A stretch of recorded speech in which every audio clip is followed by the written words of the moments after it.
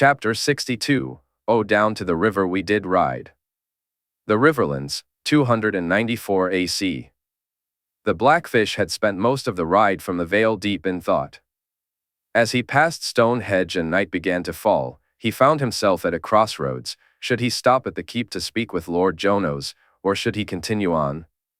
The rumble of thunder in the distance seemed to make the decision for him, and he turned his horse, riding hard toward the keep. He arrived just as the rain began to pour. After a brief conversation with the guards, who recognized him, he was ushered inside. He had almost stopped in the village, thinking of spending the night at the tavern, but Jonos was an old friend. Perhaps he could share some news about the happenings in the Riverlands since Bryn Den had been away. For almost 10 years, he had only passed through his homeland, occasionally speaking with lords or meeting knights and Riverlanders at tournaments and events. But in those moments, he had little interest in the troubles or gossip from home. Now, however, he was eager to catch up. "Ser Bryn Den, my father will be with you as soon as he can," Barbara said. Jonos's daughter was every bit the woman she was named for, right down to her graceful stature. "Thank you, my lady," he replied, recalling his courtesies and smiling as she left, her presence lingering in the room long after she had gone.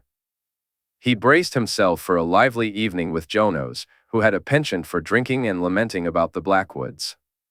He was sure to get a generous dose of both before the night was over. With his horse stabled and well taken care of, Bryn Den stood by the fire, warming himself while waiting for the Lord to arrive. When Jonos finally entered the room, Bryn Den was taken aback by the smile on his face. It was rare for Jonos to appear so openly joyful. "Do my eyes deceive me, or is there a blackfish in my home?"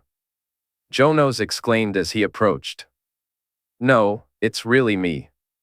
"It's good to be back," Bryn Den replied, feeling the warmth of friendship amidst the stormy night. "It's good to see you, old friend," Jonos said with a chuckle. You too, Bryn Den. Have you eaten? Drunk anything?" "No." "Good. Then we'll do both, and then we'll talk." Bryn Den followed Jonos into their hall. It was small, but well laid out, capable of holding more than 100 men, even though there were fewer than half that number present now. Jonos led him to the high table, where his wife, Barbara, and their 4 daughters sat, all strikingly similar, with jet black hair and dark eyes. As Bryn Den took his seat, he welcomed the ale, and the meal itself was the best he had enjoyed since leaving the Vale. The deer was perfectly cooked and plentiful, and he found himself going back for a second helping. The vegetables were less appetizing, but he ate them nonetheless. It was the pie that he savored the most. With a sweet tooth, he had always preferred apple, and this one, made from Riverlands apples, was particularly delightful. Once he finished and washed it down with another ale, he waited for the dishes to be cleared before speaking to Jonos. "So, what brings you back, Bryn Den? Finally going to help me get rid of Tytos?" Jonos said, only half joking. "I heard some things about my nephew that raised my concern. I wanted to see the boy for myself." "You mean that trouble in King's Landing?" Jonos asked, and Bryn Den cringed. Speaking of it openly was not a good sign. Silly affair. What young Edmure was thinking, I'll never know. He trod on the lion's tail, Bryn Den, and even with Tywin gone, that's not something you want to do. "Do you fear the Kingslayer?" Bryn Den asked, genuinely curious. "I fear no man but the stranger himself, old friend. But the boy is far too important to the lions. Given what he's done for them, challenging him like that, trying to take his hand, what do you think the reaction would be?" I know. The boy was always too full of pride to let things go. I would have liked to see him be knocked down a peg. On his arse, though." Bryn Den chuckled, prompting a loud laugh from Jonos. "You hear what happened with the phrase?" Jonos asked, leaning in conspiratorially. "No," Bryn Den replied, intrigued. After the Kingslayer and his party went to see them to use the crossing, the boy was attacked on their lands. Bandits got him. He was injured a bit, but he survived, thank the seven. You think the Freys are responsible? Brynden asked, a glimmer of hope in his voice. What? Old Walder? Jon Snow laughed. The man is a lot of things, but a fool isn't one of them. Any bandits on his lands are ones he's put there, and he wouldn't have them attack the Lannisters. He's far too much of a coward for that.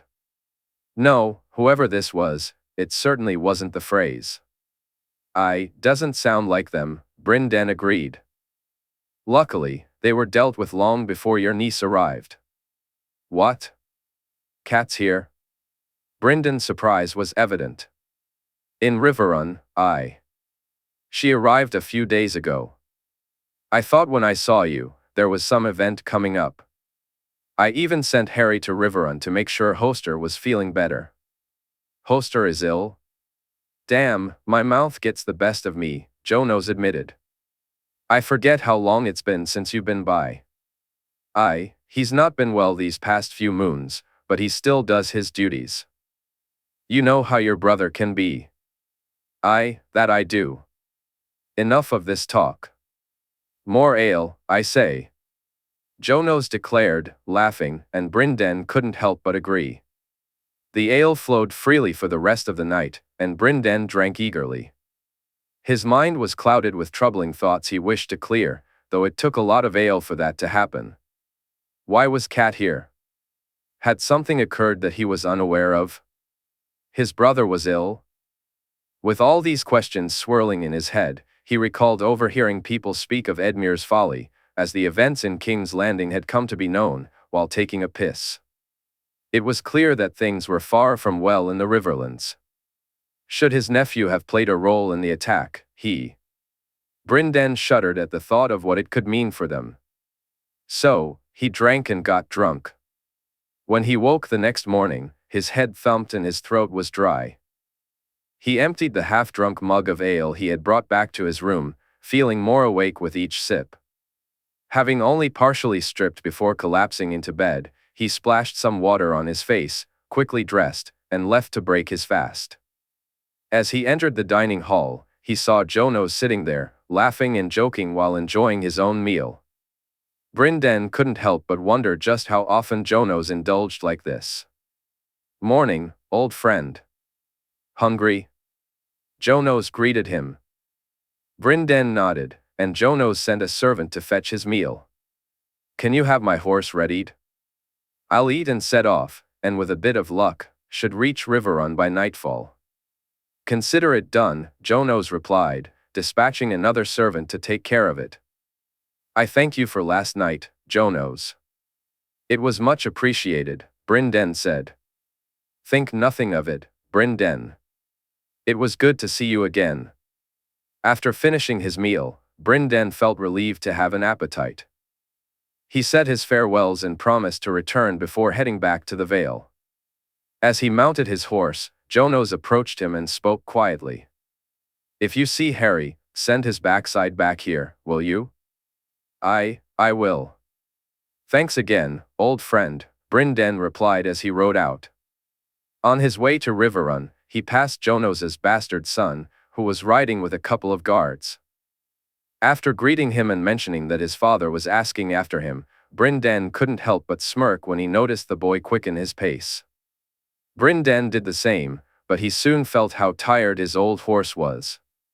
He led the stallion to a nearby stream to drink and pulled out some oats to feed him, munching on a piece of pie Jon Snow had packed for him to satisfy his own hunger. Once he was ready, he set off again.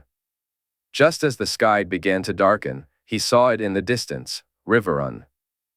It hadn't changed, and he felt a familiar stirring in his heart. Brynden felt a mix of emotions in his heart as he approached Riverrun. Although he wasn't looking forward to everything that awaited him, seeing Hoster again was surprisingly low on his list of concerns. His thoughts were consumed by his niece and nephew. The knowledge that Cat had come here weighed heavily on his mind. The letters she had sent, along with the attack on Jon Snow, felt too coincidental given her arrival. Who goes there? Shouted a guard as Brynden reached the gate. Ser Brynden Tully, he replied, his voice echoing through the air. He felt a rush of warmth as the words welcomed him back to his home. The Blackfish. The Blackfish has returned. A smile spread across Bryndon's face as he wondered what this return would truly mean. It was the year 294 AC in Riverrun, and thoughts of Edmure filled his mind. How that boy had survived was beyond him. A dozen men had been sent to kill him, just one single boy, and yet he had escaped without a scratch. Edmure was furious when he learned the news. The coin he had spent was excessive, and without the bastard's death to show for it, it felt wasted. His father had called him about it, but Brynden had denied any involvement. Though Edmure had looked at him suspiciously, he ultimately believed him. Now, Edmure was thankful he had sought men outside of Westeros, with Peter's contacts proving invaluable. Brynden wondered if Peter even knew the true purpose behind his request or if he had simply believed the troubles Brynden described regarding one of their bannermen. Regardless of Peter's knowledge, Brynden was relieved that it couldn't be traced back to him. However, the issue of covering up the coin could be problematic, and he knew his father would investigate that next. The maester had been a great help, as Vyman seemed to enjoy his time with the girls far more than his purse could afford. Things had settled down until the news of the wedding arrived. Not being invited was one thing, but having others from his lands invited instead felt like a deeper shame. Darry and Mallister would attend, and they hadn't even received an invitation. His father once again did nothing, allowing them to be publicly shamed. Edmure groaned in frustration. Nothing, father. You have nothing to say about this? What would you have me say, boy? What would you have me do? Deny them the right to go. Tell Lord Jason and Raymond they aren't allowed to attend. You want me to tell my bannermen where they can go and who they can speak with? That they should just ignore an invitation from a warden? Why not? Are you a fool, boy? Have you lost your wits? Did you land on your head when that bastard knocked you from your horse? He got lucky. He tricked me. Pfft. The boy beat you. Own it. So we're just supposed to accept this humiliation? By the 7, give me strength. Do you really think Jaime Lannister would invite you to his wedding after King's Landing? After what happened with the boy on our lands, do you think he would have you there? I wouldn't go anyway, and what happened had nothing to do with us, Edmure said petulantly. You wouldn't go? Let me get this straight, you're complaining about not being invited to something you'd prefer to snub? By the 7, I've raised a lackwit. His father coughed loudly for several minutes. Are you all right, father? Edmure asked, noticing his father's red face as he waved him off. Now listen carefully, Edmure. We're lucky that boy didn't die on our lands. We'll be even luckier if they don't think we had a hand in it. His father raised a hand as Edmure opened his mouth to speak. I've told you already, boy, and I swear it, if you had anything to do with this, I'll disown you. I'll name Cat's second son as heir. Don't test me on this. Edmure stood, glaring at his father, but wisely held his tongue. As for this humiliation, as you call it, yes, we'll accept it and be glad if that's the end of it. His father may believe that, but Edmure knew better. No, this was far from the end. He would wait and bide his time. There would come a chance to put that bastard in his place, and when it did, he would ensure he stayed there. For a few moons, he had almost forgotten about the boy, nearly pushed him out of his mind. That was until one night at a feast when he heard from Patrick Mallister about how the boy had danced with his niece at the wedding, how he had danced with the Rose of Highgarden. He was already aware of the stories about the boy being best friends with Loras Tyrell, but hearing that he was also friendly with the boy's sister, that he was reaching far beyond his station, was too much to bear. It infuriated him so deeply that he managed to overlook the fact that the boy had danced with his niece, even managed to forget how close Sansa had come to being hurt during his attack. He even dismissed Cat's panicked note about it, so focused was he on Jon Snow dancing with Margaery Tyrell. Lions and roses, is there no end to whom that bastard will try to ingratiate himself with, he said drunkenly that night. He's just a boy, my lord. He may dance with a rose, but he's a bastard. If he were older, he wouldn't be allowed in the same room as her, Mark replied. The Queen of Thorns will never allow a bastard too close, lest he pluck her golden rose's most precious flower, Lyman chimed in, causing laughter to ripple around the table. That's not the point. Who does he think he is, dancing and mingling with his betters? He belongs in the gutter, Edmure said bitterly. It's a pity those bandits didn't finish the job then, isn't it? Kurth added. A pity. Oh look, here's the turncloak now. What say you, Patrick? You're more than happy to spend time with us now, but isn't a lion better company for you, or a bastard? Edmure called out loudly, and those at the table fell silent. You really are a fool, aren't you?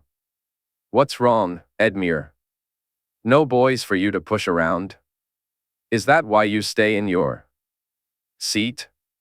Though, given how Jon Snow handled you last time, maybe it's for the best he's not here, Patrick said, eliciting some chuckles around the hall. Who do you think you are? I'm your liege lord. How dare you? Edmure shot back, standing briefly before sinking back into his seat. You're a fool, Tully. The boy was right, a floppy fish indeed. I fear for the Riverlands the day you become lord, Patrick retorted as he walked away. Edmure glowered at him, feeling the urge to rise and teach the Mallister lord a lesson. But he hesitated, watching as Patrick laughed at something Hugo had said instead. The next morning, with a throbbing head, Edmure got up to break his fast, only to be summoned to his father's solar. He stumbled in to find his father red-faced and coughing, with Vyman leaning over him, trying to help him catch his breath. Father, are you well? Edmure asked, concerned. Of course I'm not bloody well. Take a seat, Edmure. We need to talk, his father replied, and Edmure complied. I'm afraid it's getting worse, my lord. You must rest more, Vyman urged gently. Rest? I can't afford to rest. Gods know what would happen if I took a damn rest, Edmure's father insisted. My lord, then I must ask that you at least take it a little easier. Try to find some time during the day for a small nap or get more fresh air, Vyman suggested. I'll do that, Maester. Leave the tonic and we'll speak more later, Edmure's father conceded. As you say, my lord, Vyman replied, and once the Maester had left, Edmure watched his father swallow the tonic, coughing a bit more before turning to him and handing him a raven scroll. Lord Hoster, my wife has decided to visit you and her brother. She has left Winterfell and should be arriving within the moon. I've sent a large guard with her and provided her with coin, but should any costs for the barracking of the guards become too much, I'll have no hesitation in reimbursing you. Eddard. He set her aside. He set my sister aside. I'll have his head. This is it, father. This is what I warned you about. You're talking about the bastard's doing, Edmure said loudly. Enough, Edmure. At this rate, you'll blame the sun going down and the rain not falling on Jon Snow, his father retorted. He hasn't set her aside. If he had, the letter would say so. He'd have made it clear. Do you think this is something different? Edmure asked. And I want to know why your sister is coming here, Edmure. What? How would I know? She arrives just after Jon Snow was attacked. Do you think me a fool, boy? I don't, father. I don't understand. I don't know why she's coming. I thought he'd set her aside, so how would I know? Edmure replied, meeting his father's gaze. There's that, I suppose. But I swear I'll get to the bottom of this, he said, as another fit of coughing began. Water, his father said, his face turning red. Edmure quickly filled the jug and handed it to him, watching as he drank it down. Once he had, they spoke for a few minutes, and then Edmure suggested sending some men to meet Catelyn on the road, which his father agreed to. Leaving his solar, Edmure went to his room and wrote a small note, handing it to the head guard to deliver to his sister. The last thing he needed was for her to arrive and admit to their plans. If his father followed through on his threat, what would become of him? Catelyn hated traveling. She despised the road, the dirt, the inability to bathe, the dust, everything about it. By the time they reached Moat Cailin, she felt she actually smelled. It had been since Castle Saren that she'd had a proper bath, and the one in the moat was barely sufficient. She felt disgusted as she looked at the grime and dirt that came off her body, and just putting on clean clothing made her feel so much better. In the end, they stayed a few days at the moat. The weather had turned once again, and she found herself longing for the warmer climate of her home. Traveling through the neck had been a nightmare. Catelyn was inundated with flies, mosquitoes, and other unpleasant creatures. Thankfully, she and Septa Mordane had covered the wagon with a net, which kept most of them at bay, though not all. When they finally reached the other side, she felt as if she could breathe again. "My lady, we should reach the twins by tomorrow," one of the guards said. Catelyn nodded in response. "The weather outside is much better, my lady," Septa Mordane added, and Catelyn couldn't help but agree. As they traveled toward the twins, she wondered if this was where it had happened. Was this the place where everything had gone wrong? She tried to push the thought aside. The idea of how close they had come to being rid of him weighed heavily on her mind. If they had succeeded, she would have been spared this journey, but that knowledge wouldn't allow her to forget. As they approached the gates of the twins, she braced herself for yet another uncomfortable experience. "Lady Stark, what brings you to my keep? Has your husband grown tired of you?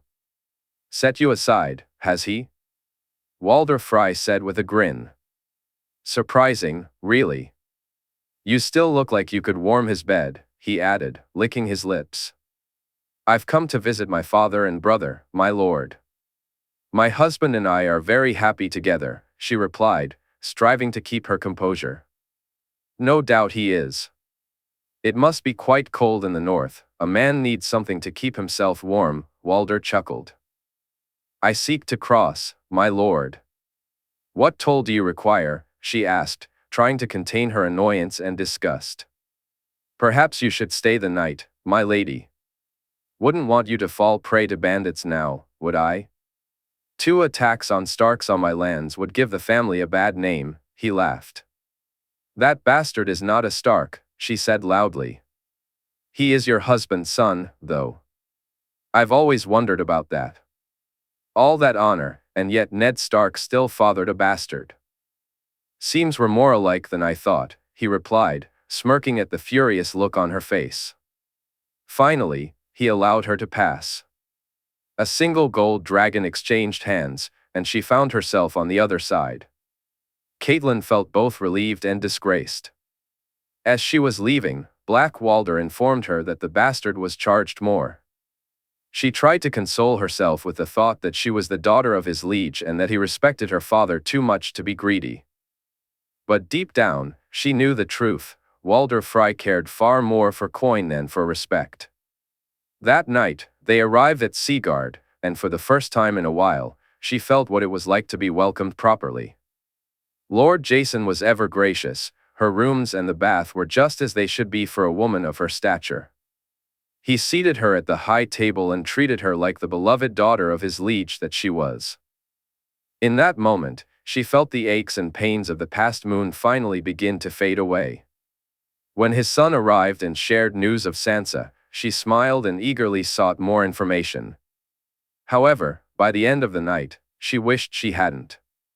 She was ever so worried about her brother when she arrived, sitting by his bed as much as she could. "Such a dutiful young girl, my lady," Lord Jason said. She and Jon are quite close, my lady."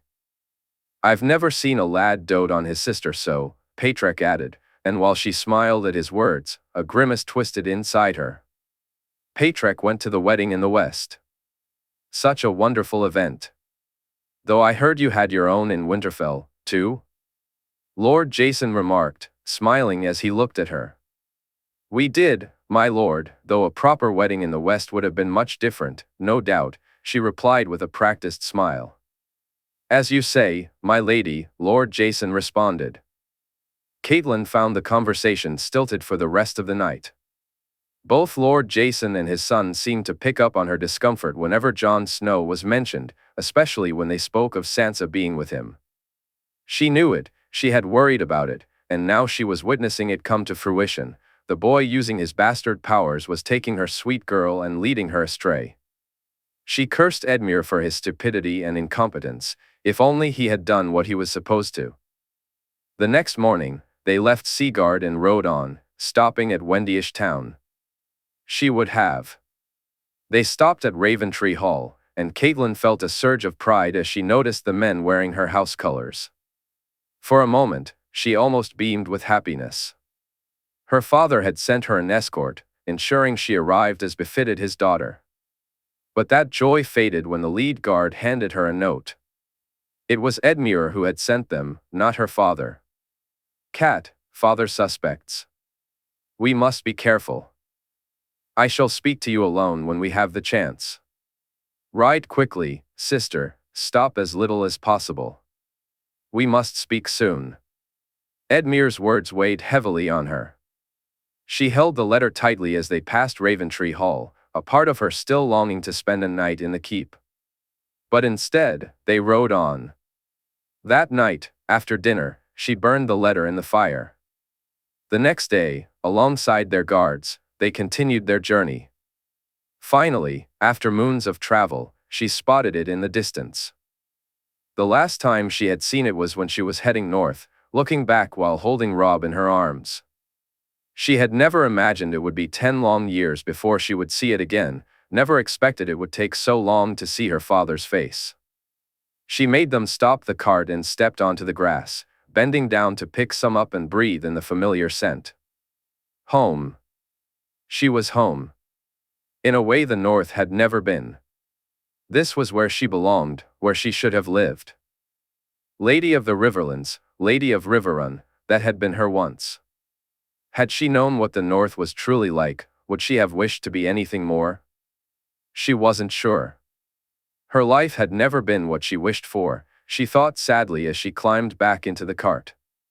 No, her life, her home, her husband, everything was so different from what it was supposed to be.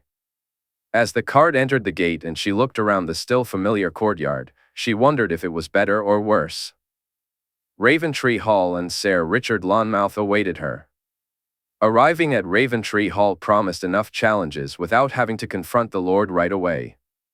Richard found himself caught up in a rant about the Brackens, much to his annoyance.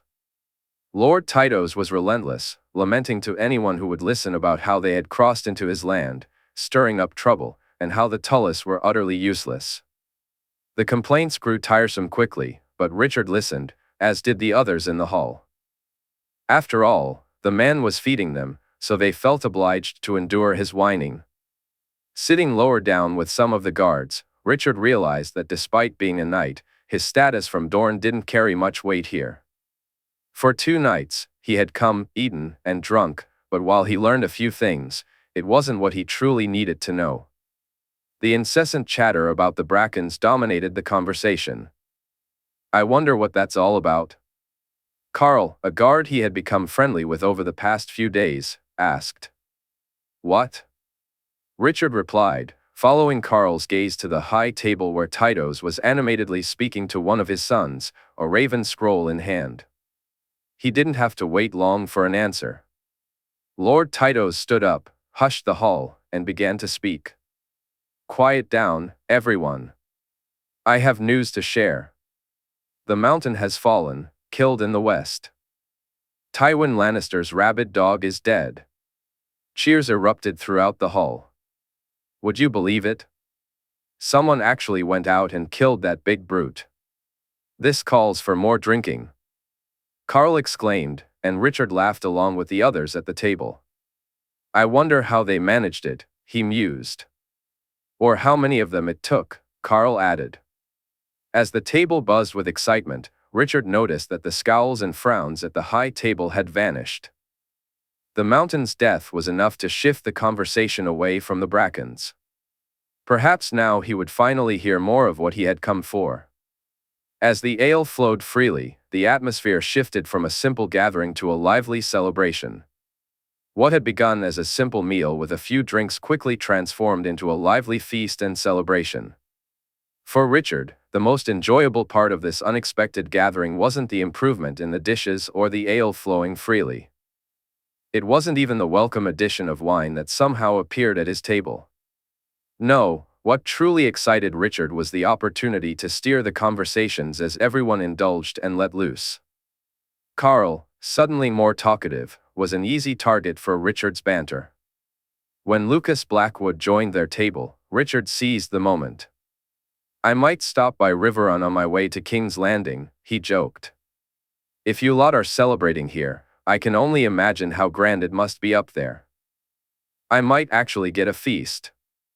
"Only if you like trout, Sir Miles," Carl chimed in, prompting laughter all around. I've never seen so many dishes filled with the same fish anywhere." "They certainly love their sigil up there," Lucas added, and the laughter continued. "You've been to many feasts up there, my lord?" Richard asked, noticing the wary look on Lucas's face. But when Lucas glanced at Carl and saw him nod, an unspoken signal of camaraderie, he seemed to relax a bit. "Sir Miles here is traveling from the west back to Dorne," Carl explained. "He took part in the tourney at Lannisport." "And you're heading to King's Landing?" Lucas asked, intrigued and a bit suspicious about the long journey home. "I didn't make much coin at the tourney, my lord," Richard replied. "I figured there might be a better chance in King's Landing. I've heard the king enjoys his tournaments." "Aye, that's the truth of it, or so I've heard," Lucas said, laughing as he took a swig of ale. "Let me tell you about Riverrun then." It quickly became clear that Lucas had no fondness for the Tullis. He echoed complaints that sounded straight from his father's mouth, lamenting how they allowed the Brackens too much freedom and showed bias toward them. Then he launched into more general grievances, particularly about Edmure Tully and how unfit he was to be a lord. Richard found himself genuinely laughing at Lucas's spirited critique.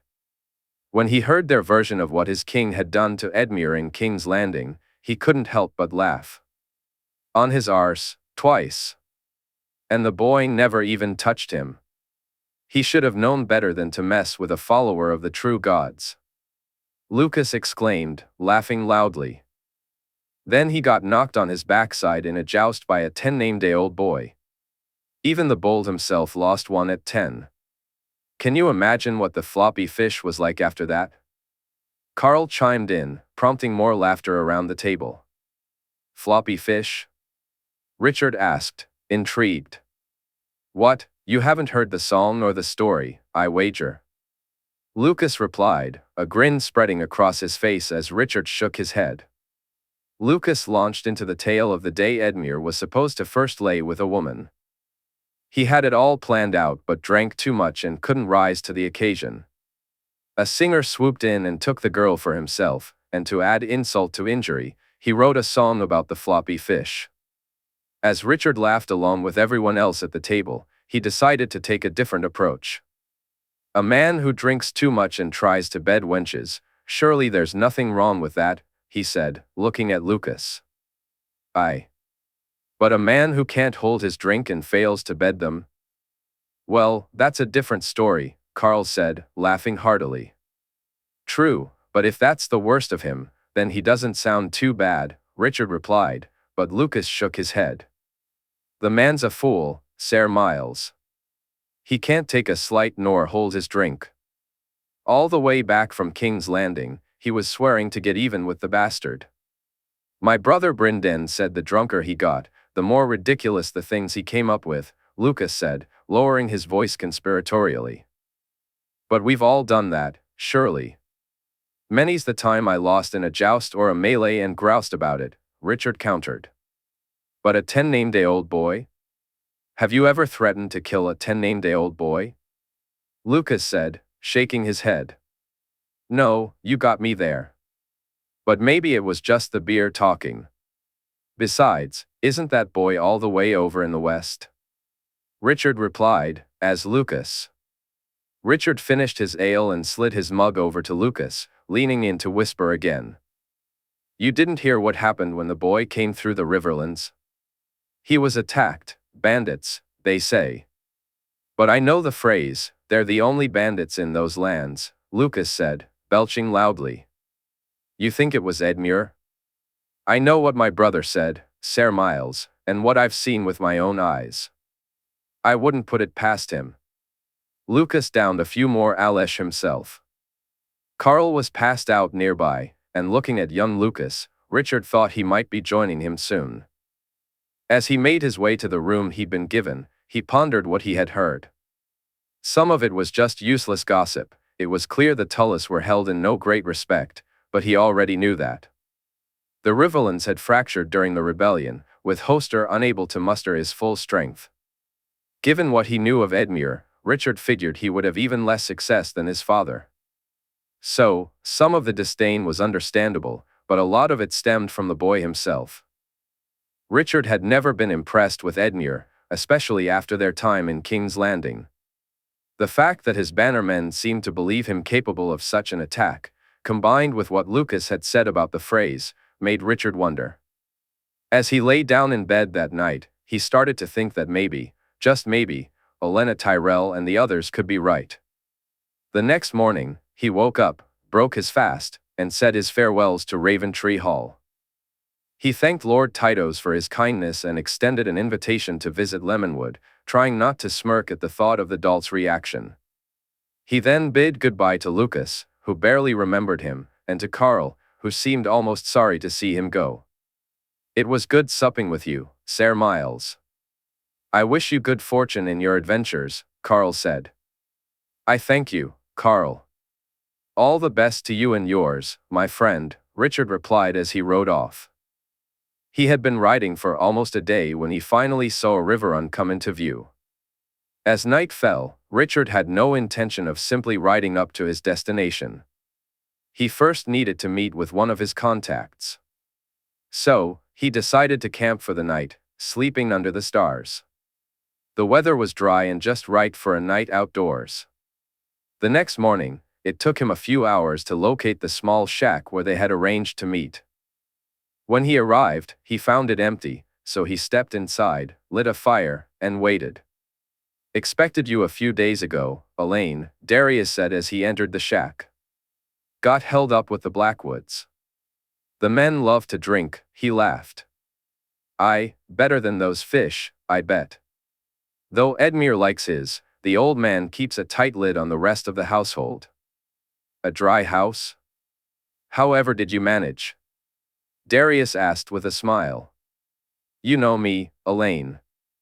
I have my ways. Anyway, I do have some interesting news for you. Seems you're not the only one interested in what's going on in Riverrun. Oh?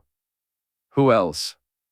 A couple of unexpected visitors have arrived since I got word, Caitlin Tully and the Blackfish, Darius revealed. When? A few days ago. The lady arrived first, then the Blackfish. Anything else? Some trouble with the boy and his father, some shouting and arguing. Nothing new there, but it's been a bit quieter until now.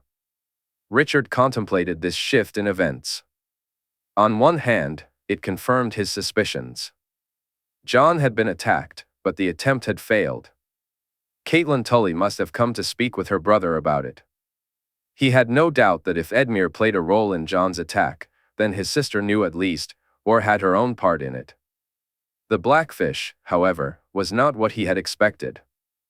Not only did his presence create an unexpected problem, but it was also so unlike the man Richard knew. Who've you got inside? He asked. A young girl. She's working as a maid for the lady. What else can you tell me about Caitlin? How big of an entourage did she bring? A decent-sized one, including the septa, Darius replied, prompting a chuckle from Richard. Richard knew his little wild sister would be relieved to hear she no longer had to deal with the septa. The Blackfish, he asked. Yes, he came alone. There have been some issues with him and his niece and nephew. He's been spending his nights with his brother. You can reach the girl easily enough? Aye. Good. The Blackfish changes things. He knows me, he would recognize me, and that would lead to far too many questions. Where do you stay? Normally, in the village. But when I'm working, it's here. It's easier to get to the meeting point from this location, Darius replied. Richard reached into his pocket and pulled out some coins. For the girl. Make sure she's compensated well. We need to know what they're discussing, even if it risks her being discovered. She won't like it. The extra coins are nice and all, but if she gets found out, they'll throw her and her mother out. She won't want to take that chance. If they are found out, I'll find them somewhere safer to work and live. If she gets me the information I need, tell her there's a gold dragon in it for her. As you say. Where will you be? Darius asked. I'm going to be your new guest, Darius. Come, let's ride to the village and grab some supplies, Richard said. In Riverrun, 294 AC, Catelyn was taken straight to see them. She felt a twinge of annoyance, not only because of the rush but also because they hadn't been there to greet her upon her arrival. Walking into her father's solar, she felt like the little girl she had been so many years ago, as if she'd been caught up in mischief with Lisa and Peter and was about to be reprimanded. But that girl was long gone.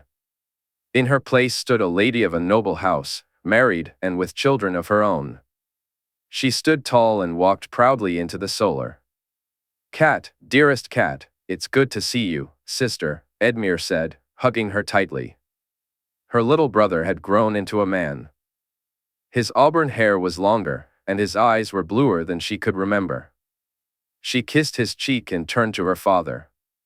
You look well, daughter. A sight for sore eyes. My weary old eyes, her father said, pulling her into a tight embrace. She felt a wave of warmth wash over her, grateful to be back in her father's arms. It's so good to see you, father. So very good. And you too, brother, she replied, her smile genuine and heartfelt. Just as she settled into her seat, the barrage of questions began. Her father hit her with one after another. Why had she come now, of all times? What had brought her back after so many years?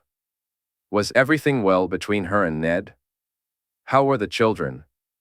Had her decision to stop writing letters meant she had taken his words about the bastard to heart? She had expected a warmer welcome and felt a pang of hurt at the suspicion in her father's gaze. I wished to see my father and brother. With Robb and Sansa gone to Foster, I finally had the time.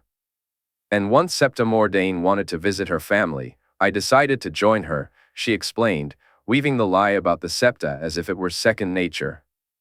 Your Septa is with you? Her father asked, and she nodded. Strange that Ned didn't mention that in his Raven. Ned wrote to you? She asked, surprised. But it was Edmure who answered, not their father. He did. Just to let us know you were coming, though we weren't sure when you'd arrive, Edmure said, a soft smile on his face. In that moment, she understood why her arrival hadn't been greeted with the enthusiasm she had hoped for.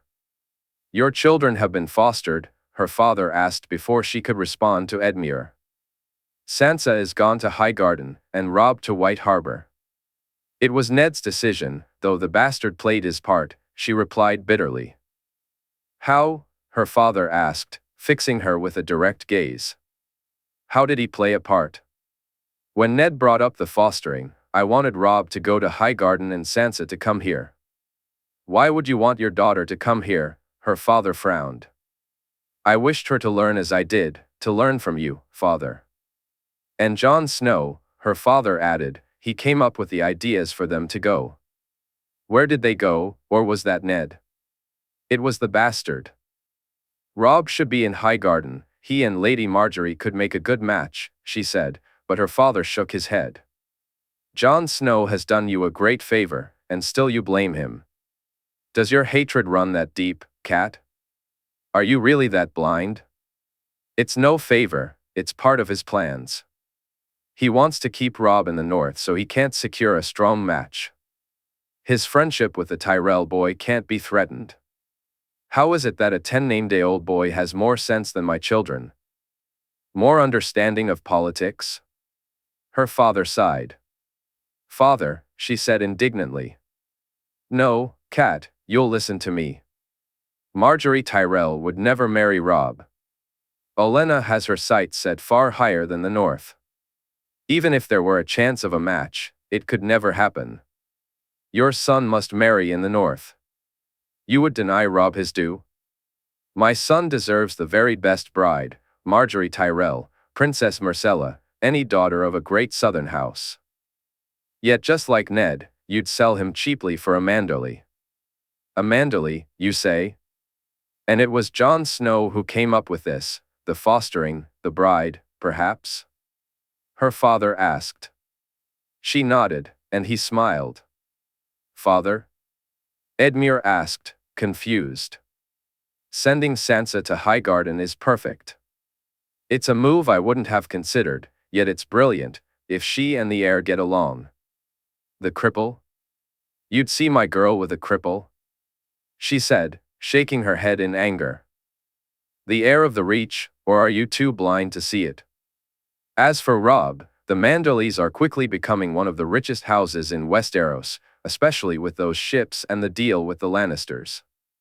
Trade will be the future of the North, and a match with a Manderley will not only support that but also keep the Bannermen happy. She looked at her father in sheer disbelief. He was actually praising the bastard. He had fallen for his tricks, just like. Why are the men in her life such fools? Cat thought, ready to voice her frustration to Ned.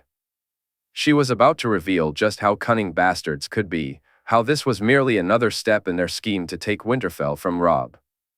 Just then, he began coughing loudly, struggling to catch his breath. She rushed to his side. Father, father. A maester. Edmure, go get Vyman.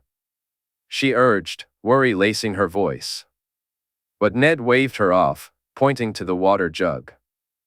After helping him drink, she noticed his color beginning to return. He then sent both her and Edmure away so he could rest. Once outside, Edmure confided, this has been happening for a few moons now, and it's getting worse. Before she could ask more questions, he led her to a small room where they could speak privately. Why did you come, Cat? Father is already suspicious. Your presence here only makes it worse, he said. I had to come. You failed, Edmure. You failed, and now my family is being torn apart. Father, Ned, none of them see what he's doing. None of them but me. I don't understand. What father says makes sense.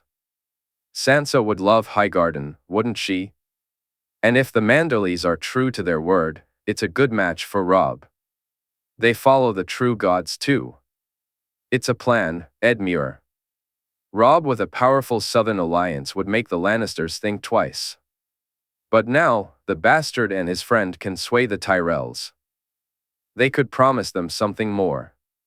Sansa. Sansa could be kept as a hostage, she explained, her brother nodding in understanding. What do you suggest then, Cat? I sent a dozen men his way, and he came out unscathed. What do you propose? A dozen was too many. It only takes one. One man to do the job. A catspaw? He asked, his eyes widening. Where would I find one? Leave it to me. I'll handle it from here, brother, she said, and Edmure smiled at her. That night, they had a feast, and Cat enjoyed the way people behaved around her. The atmosphere was lively, filled with joviality rather than the raucous noise of drunken revelry, accompanied by the melodies of bards and musicians. Although none of the lords of the Riverlands were present, some of their sons, friends of Edmure, were there, and Cat found joy in their invitations to dance. It was one of the best nights she could remember in a long time. Dressed elegantly, with her hairstyle just right, she danced and held court, finally feeling like the true lady she was meant to be. The next morning, she broke her fast with her father and brother.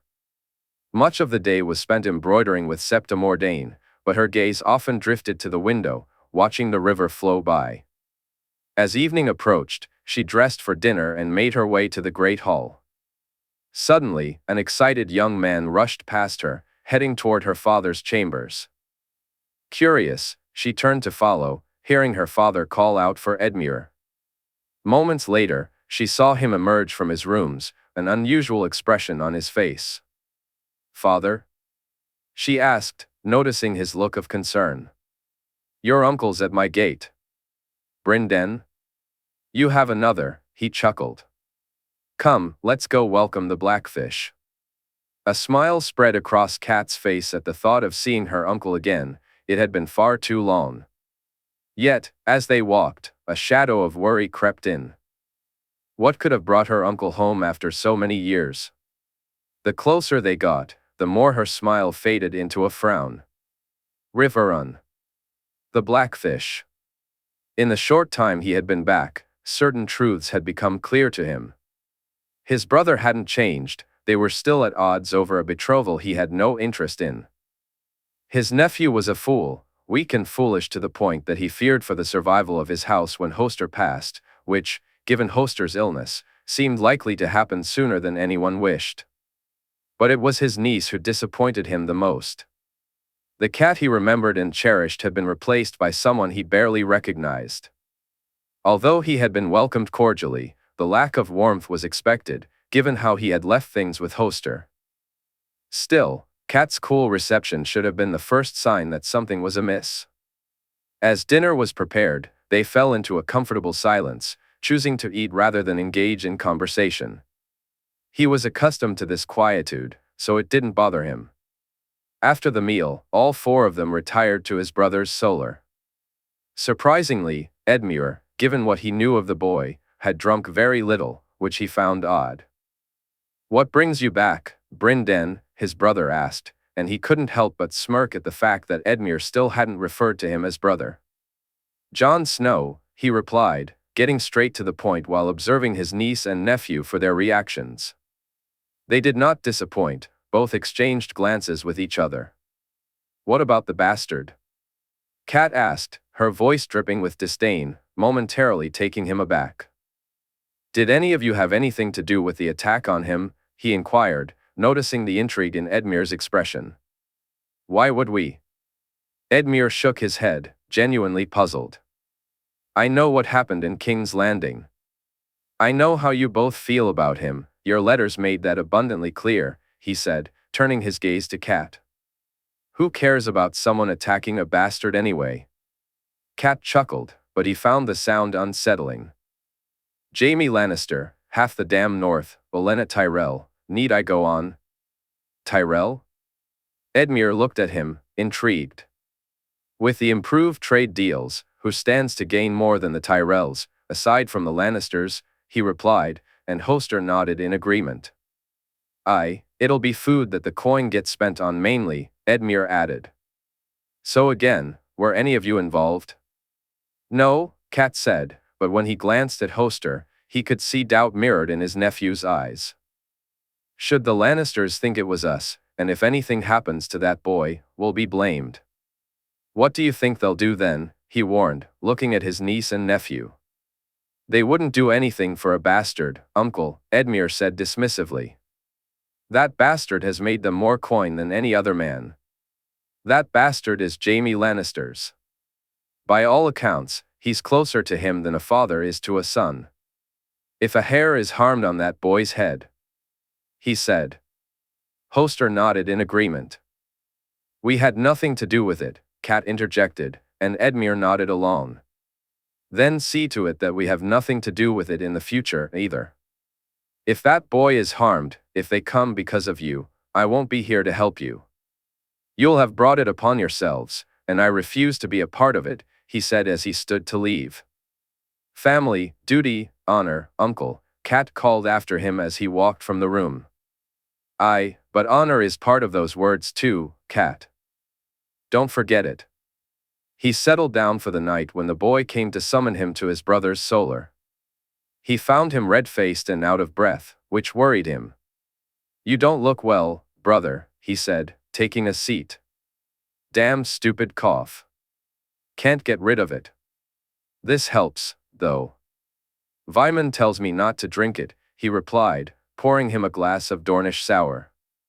"It's good to see you, despite the reasons for my visit," he said. You too, brother. So now that we're done catching up." He laughed, and Hoster chuckled as well. "I did miss you, you old fool," Hoster said, nodding as he took a sip of the wine. "And you. They did it, you know." I know. I don't know what to do, don't know what I'm supposed to do." You know, the boy actually arranged fostering for the children, Sansa to Highgarden and Robb to White Harbor. Clever. Seems like something you would have done yourself. Would that I had been able, but it is. Cat, gods, what happened to my sweet cat? She's so lost in this, so wrapped up in him being a bastard. If she ever knew the truth of what happened back then." Hoster drifted off into thought. "Truth? What?" "Oh, nothing. Don't mind me. Just memories of a life long gone, brother. What should we do?" "Do I? I don't know. Cat on her own is bad enough, but Edmure, brother, the stories, the tales I've heard. He's not respected, not loved, and given what he's doing, he's not smart either." "I know, but he's my own son. What am I supposed to do?" Hoster asked wearily. "You were always far better at this than I. I meant it though, I won't come to his rescue if he tries it again. I refuse to have an innocent boy's blood on my hands when I finally go to meet the gods." He took a sip of his wine. "Nor me, brother, nor me." Hoster Tully knew when the reports came in that it was too convenient, too soon after King's Landing. More than that, it reeked of Edmure's attempts to be clever. How he had found those men, he didn't know, but he was certain his son had sent them, and it made him furious. Only the boy's survival had calmed him down. Watching Edmure's reaction to the wedding only confirmed his assessment of his son's failings. Deep down, he had always known. That incident with the bandits years ago, the woman's body, the cover-up, all because he had tried to teach the boy and watched him fail time and again. At night, he still saw her blonde hair in his mind, remembered her pleading for them to ride out and help the village. He had failed her, failed them, and failed his son too. He should have been stricter, less indulgent. He should have sent Edmure away to foster, where he could learn. But Edmure was all he had left of Manisa, and so he kept him close. Family. He had a daughter he forced to marry against her will, who hated him, and another from whom he kept secrets, all for the sake of their family's safety, he told himself, all to reach higher. At least Kat had married a good man who loved her, at least she had found some happiness in that, even at the cost to him. He deserved it though, he deserved it, he told himself. Late at night, Hoster Tully found himself reflecting on the events that had unfolded. Brandon Stark deserved punishment for shaming his family and marrying another. Edmure, his boy, his heir, the future of House Tully, young, foolish, and a coward, how had he not recognized these flaws sooner?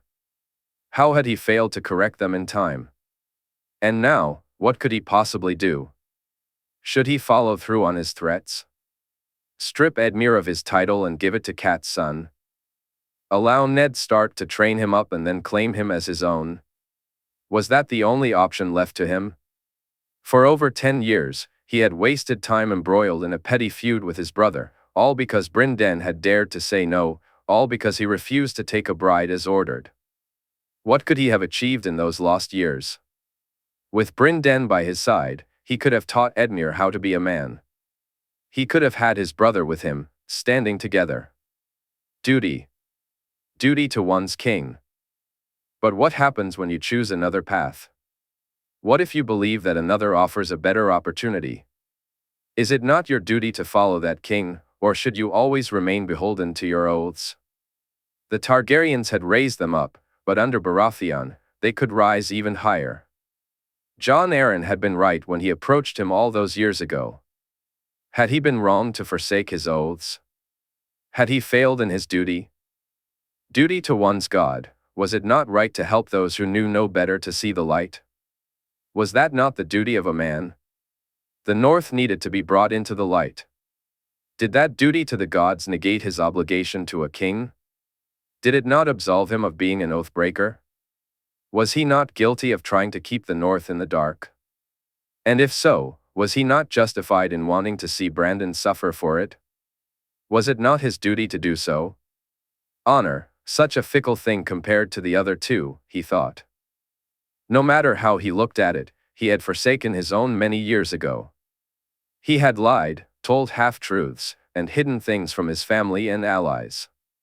But hadn't he needed to? Wasn't his willingness to take responsibility for those actions a sign that, despite it all, he was an honorable man? Brandon Stark deserved to die for showing a lack of honor, but was he any better? In the end, was he just as dishonorable? He thought of the boy, an innocent despite the circumstances of his birth and the stain he brought upon their house. In the eyes of the Seven, he was still a child, and all children are innocent. Could he sit idly by and let the boy fall? Could he allow his son to commit that crime? Could he face his gods with the blood of an innocent boy on his hands? Weren't his hands already bloody enough? Wasn't Brynden right? Didn't his brother hold the truth? He pulled out a piece of parchment and began to write. I, Hoster Tully, do hereby strip Edmure Tully of all rights as my son and heir. I name Brandon Stark as my legal heir and designate him as the future Lord of Riverrun and Lord Paramount of the Trident. I appoint my brother, Ser Brynden Tully, to act as regent until the boy comes of age. Hoster Tully, Lord of Riverrun, Lord Paramount of the Trident. He held the letter tightly in his hands as he walked to Edmure's room, knowing he needed to speak with him about his decision, no matter how difficult it was. He found Edmure half-drunk, though better than usual, despite his disheveled clothing. Father, Edmure began, trying to rise to his feet. Sit down, boy. There's something I need to discuss with you. Father? Hoster handed him the letter, watching as realization dawned on Edmure's face. As their eyes met, Hoster saw tears welling in his son's eyes, and he felt his own threatening to fall. You've left me with no choice, Edmure. I must save you from yourself, save our house from ruin. You would do this to me? After all I've done? It's because of what? You've done this, leaving me with no choice, Hoster said, his voice heavy with regret. How could you? Do you hate me so? Why?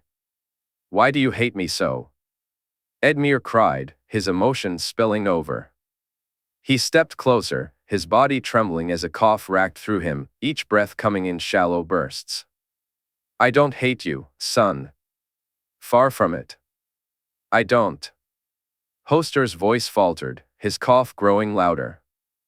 He pressed his hand to his mouth, feeling something warm and wet seep through his fingers.